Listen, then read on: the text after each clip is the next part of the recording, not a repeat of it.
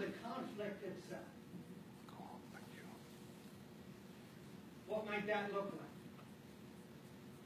It's about bringing your conviction, what you currently think and feel, and at the same time bringing your curiosity about what other people think and feel, particularly when it threatens you, when it challenges your power, or it's just downright different and you don't think it's a very good idea. To bring that curiosity and asking questions that you don't understand.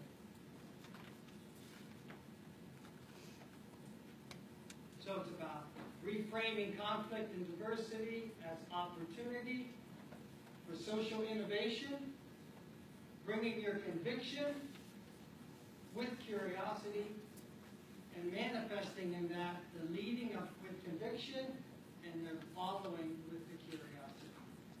And creating conversations that are analogous to puzzles. Diverse pieces, and bringing your piece and letting it go as a piece of the emerging conversational puzzle.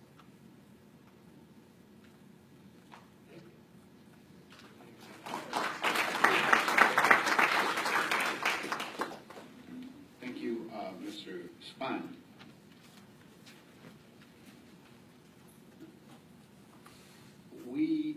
I want to announce the schedule of meetings, of the future meetings of the Commission now that we have launched the Commission. Per a poll of the Commission members, it has been determined that the meetings of the future meetings of the Commission will occur on the third Thursday of each month between the hours of 4 and 6 p.m. The location of these meetings is to be determined, but we want to have them occur in the same location, if at all possible. So I just wanted to mention that we will communicate this through the website that has been established by the Commission. I am reminded that in order to establish these series of meetings in the future, that we ought to take a vote. So at this time, I would entertain a motion to that effect, and then if we can have a voice. So, question. Yes, we have the motion has been moved and seconded. We do have a question, Mr. Dixon. With the focus on the west side of Chicago, the south side, south suburbs, wouldn't it be beneficial for us to periodically have a meeting in the communities closer to the people so they have an opportunity to give input? South suburbs, far south side, near west side, maybe quarterly at least. I think that we certainly should be open-minded about that. We have gone to great lengths to visit as many communities as possible, as we've invited individuals to the Commission, and there are many individuals. Mark? Could that, having those outreach meetings, could that not be part of the task of the Committees? Of the subcommittee, of the social pastoral subcommittee specifically? Yeah, thank you, Mark. That's one of the reasons why I raised my hand, because I do think that's part of the task that we've been given is engagement with the community. So hopefully we've started the work already. Any further comments? There being none, all those in favor of the motion indicate by saying aye. Aye. Those opposed? Any abstentions? Independent Chair, the ayes have it. The motion is approved. We'll now move on to the next order of business, which is public comment. I understand that we have 3 registered individuals who would like to comment, Mr. Guzman. And they are Elba Aranda Su from the National Latino Education Institute. Are you here, Ms. Aranda Su? She can make it. Are you here to testify?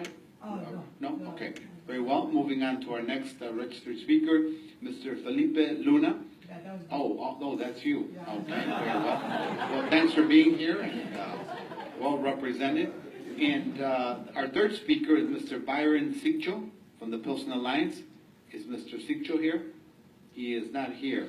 I think that concludes our registered speakers. Very well. The next order of business then is any questions that people may have here? People in attendance, would you please step up to the mic and feel free?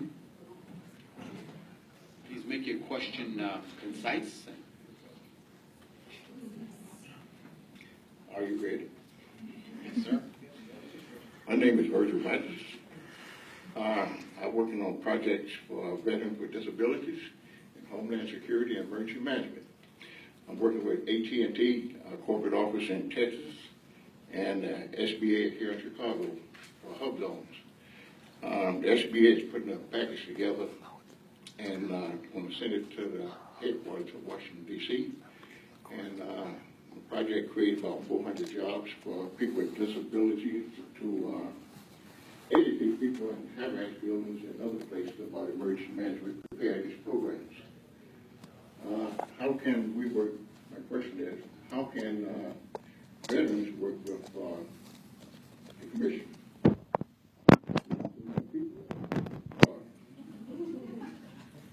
Mr. Lane here would. Sir, thank you for your leadership and for your willingness to collaborate with the commission. And I would kind of expand your question more broadly. Anyone here who has an interest in working with one or another of the committees, I would invite you to reach out either to the committee chair or myself, and I will make sure that you are entering in conversation with the appropriate decision maker here. We welcome your participation and will enthusiastically look forward to your contribution. Okay, and also I'm with Blue 1647 Technology.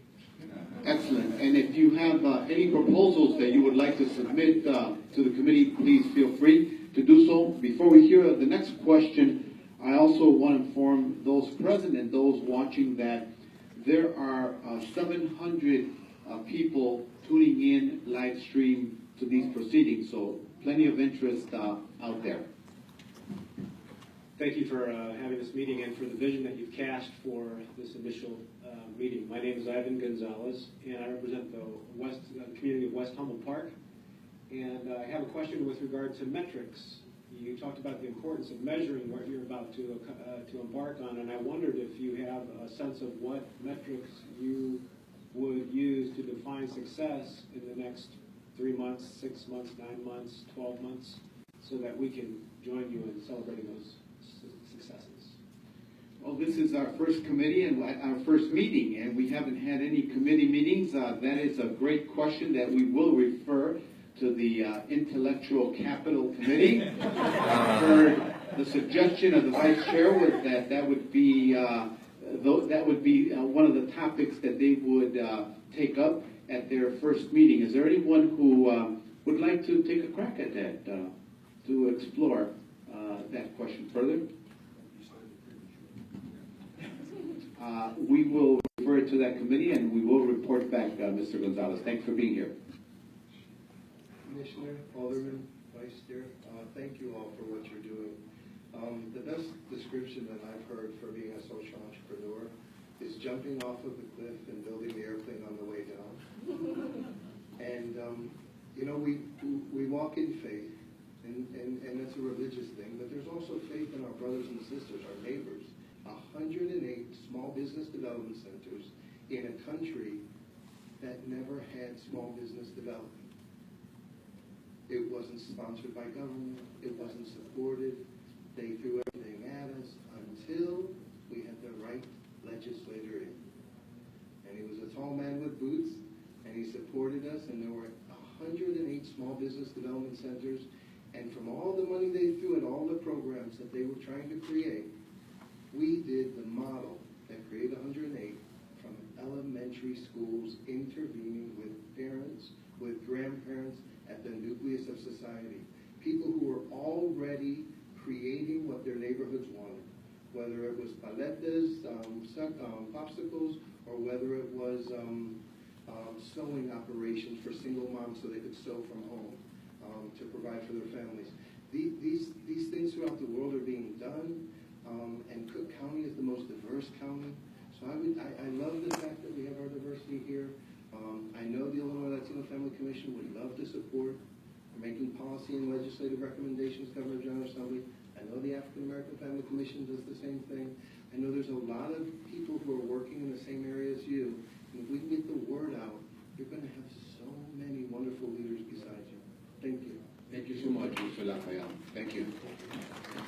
Christopher Lafayette. Thank you for being here. I really appreciate this. It's a great movement. Quick two questions. One is I'm big into sustainability and the green movement, and I'm a firm believer if we're not living in harmony with our environment, it's hard to live in harmony with ourselves. So that's part one question. Part two is more I'm just taking this opportunity to inform you about what I'm doing. I'm starting an eco-conscious rideshare company called G-Ride that focuses on just about everything you guys are about. We're going to be a co-op orientated. We're going to have 20% equity allocated to the drivers. We're going to have a spot on the board. We're working with local kids' art programs, gardening programs to help with these food deserts. I've been in contact with farmers markets about bringing the leftovers to the food deserts at cost. We're also working on a bunch of other initiatives as far as sustainability. We're planting a tree with every ride. Every 100 rides save an acre rainforest. And these are kind of just the starts of the programs we want to do. So the question back to the first part is what kind of sustainability measures are you guys looking to implement? Stephen Cutter.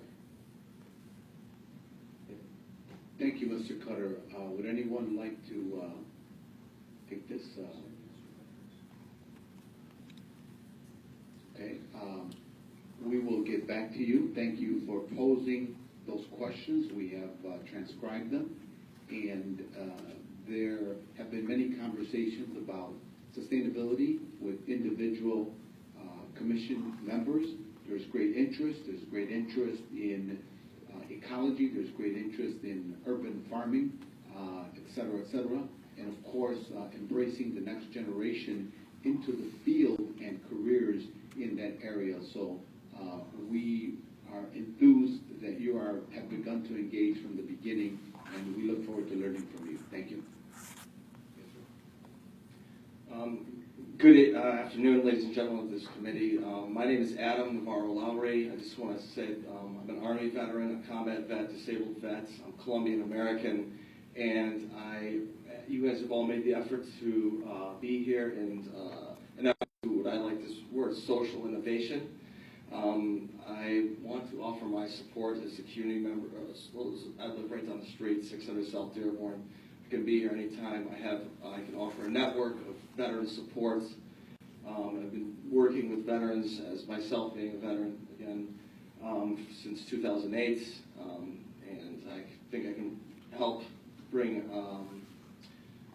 about the change that you're looking for, at least representing the veterans. So I just want to say thank you and offer my support. Great. Thank you so much. We're delighted to have the veteran community present here and offering their services and their engagement. We will take your information and be in touch with you. Thank you so much. Thank you, Commissioner. Thank you. Question. Yes. Do you now that you've heard the various committees that are being formed, does one or two stand out in particular where it would be a nice fit for what you're looking for? Thank you for asking. Madam, I would like some more time to process what I've heard today. It's been a lot of information, but I think I really am feeling the positive energy here that is from everyone, top across the board here. So if I could, have some time to think about it and get back to you on that. Thank you very much. Thank you. Thank you. Thank you. Thanks again. Hi, everybody. I'm Diana McEwen. I've been pursuing here in Chicago an underutilized resource, and that is blues music. This is known, this city is known as the worldwide capital of blues, and yet the community that generates the blues and has suffered the blues is not very much receiving the rewards of this great music. So I've been working with the musicians of the South and West Side, particularly the West Side. I'm honored to be serving on the Arts and Culture Committee of the North Lawndale Community Council, which I always forget the middle initial there. I also serve on the District 22. I'm residing in Beverly right now, Diversity Committee of the District 22 Police Station. I wanted to ask if perhaps I've been a social activist all my life and an artist, if this committee has thought about some way to reward, lift up, support individual activists who have put their lives on the line. For example, I know that the guy who got the Laquan McDonald video released, William Calloway, was living out of his car for a while, and he could use some support. I know there's a lot of people that really stand up, and there is no reward. There's only punishment. And now I have to join this list. I'm representing Larry Taylor, a wonderful West Side blues man, who is going to be headlining the Arts and Culture Festival August 6th. Anybody that would like to see his gig schedule, please see me afterwards. I'll be giving these out. He's a leader. He loves his people. And today, continued harassment by police. He was arrested, charged with, I don't know if he was even charged, but taken to the police station and said that he was driving with a suspended license. He was driving my car. And Kirkpatrick, she's been charged with implementing reform in the Chicago Police Department. And I would encourage everyone, including activists, to reach out to her. One of the challenges that has been given the police department is to find a better way of engaging with the community and building mutual trust and respect. So I would definitely contact her office, make her aware of what has happened, and all of the activists should really, and all community organizations should begin putting pressure on the city to implement the reforms that have been recommended. There are solid recommendations. There's no reason to wait. The Justice Department will make similar recommendations, and they can get ahead of it if they would just do it. So. And please know that there have been quite a few conversations among commission members about the role of music and the performing arts in neighborhood revitalization and creating opportunities for economic development in neighborhoods and communities. And I'd like to just put a plug in for Thursday, if you can. On Thursday night, I'm part of the Progressive Caucus with the City Council. We're going to be actually listening to people